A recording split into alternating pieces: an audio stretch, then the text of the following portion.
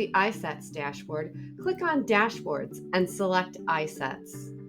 When the page loads, click on your name, make sure you have the correct fiscal year, and select a program if you would like. Then click Search. This section will help you understand what information the dashboard can tell you and how it can help you manage your customers. This information includes agency performance data, customer progress data, and action data. The top of the dashboard shows a customer progress chart. This graph gives all of your data for the current fiscal year. The blue bars indicate your contracted goals for the year. The patterned bars indicate your current progress. Red indicates underperforming. Yellow indicates meeting your goals. And green indicates exceeding your goals. You can use this graph to determine how your organization is progressing through the year as it relates to your contracted goals. Each section of the dashboard is below, and you can click on each of them in turn in order to show the data. The referrals and redetermination section is the first section. If you want to see that section, click on Show. That section will load, and you can see the overall referrals, redetermination, and midpoint dates that your customers might have. If you want to see more detail, click on the word List in the upper right-hand corner. That's a hyperlink. You'll see the first line is IDHS referrals to providers. These are all the pending referrals that need your response. Each of these numbers is a link, so you can click on this number and it will give you a list of those customers that you need to accept their referrals. There are also reverse referrals to IDHS. These are the referrals that you are waiting for IDHS to respond on. Then there are also referrals to other providers. Those will be listed in the last section. The redetermination section also has a list details. You can see how many customers have a redetermination date that is past due, is 30 days or less, or is coming up. You can click on that number to see a list of those customers so you can contact them and let them know their redetermination date is coming up. If a customer misses their redetermination date, they may lose SNAP benefits and then may not be eligible to participate in your SNAP ENT program any longer. Some customers also have midpoint date reporting requirements. Those numbers will be here so that you can remind those customers to send in their forms for their midpoint date reporting.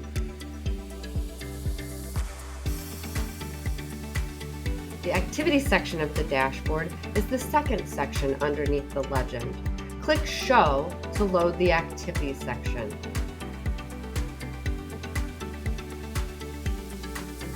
The sections here are Assessed and Employment Plan Completed, Enrolled and Active, or Training and Education. In order to see more detail, click on the hyperlinked list in the upper right-hand corner. Any lines in the detailed list that are red indicate actions that need to be taken.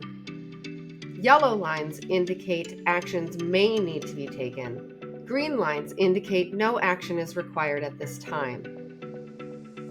In this section, you can see how many customers have had their initial screening completed, how many customers have had their service needs assessment completed, which is the second part of the universal assessment. If you have a number of customers listed in this not complete overdue line, you'll definitely want to click on that number so we can load the customers that need to have their needs assessment completed. Please go to each of these customers and you'll see that they have a needs assessment that is due. In order to complete that, just click on the needs assessment link and it will bring you to the assessment. The next section contains a list of customers whose assessment needs to be updated. Each customer by policy needs to have their assessment updated every 12 months. So this will give you a list of those customers that are coming up on their update and those who are overdue for their update. The last section contains a list of individuals and their various stages of the employability plan.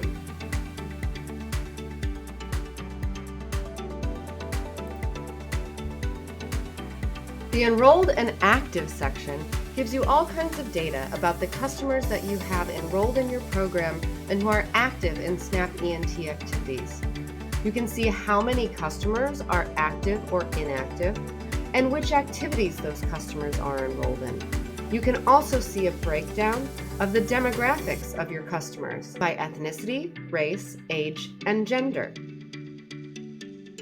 The last section in the Activities area of the dashboard is the Training and Education section. You can see how many customers are currently receiving training and education, what type of progress they're making in training and education, and how long they've been enrolled in their training or education components.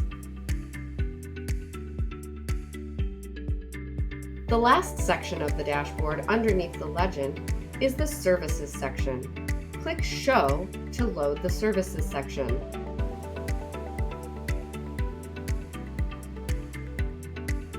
Here you'll find support services data and data on customers who are employed and receiving retention services.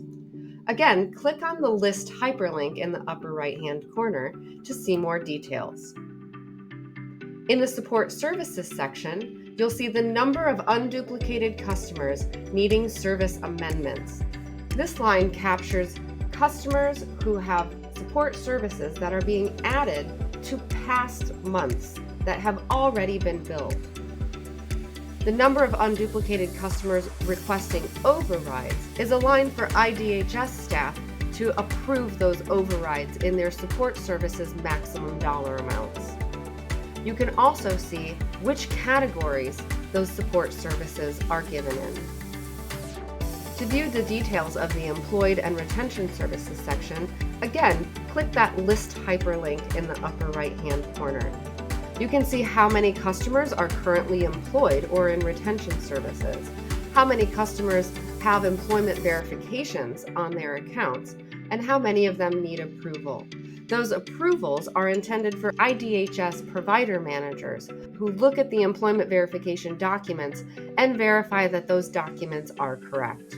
You can see what wage ranges your employed participants fall under and how long your customers have been in retention services. Notice the bottom line is over 100 days. Customers are offered job retention services for up to 90 days.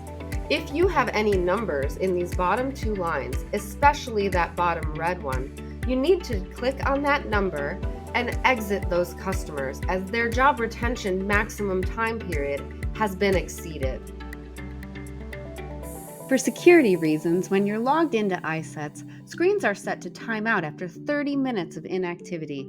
There is a 5-minute notice during which you can click on the screen to renew your activity.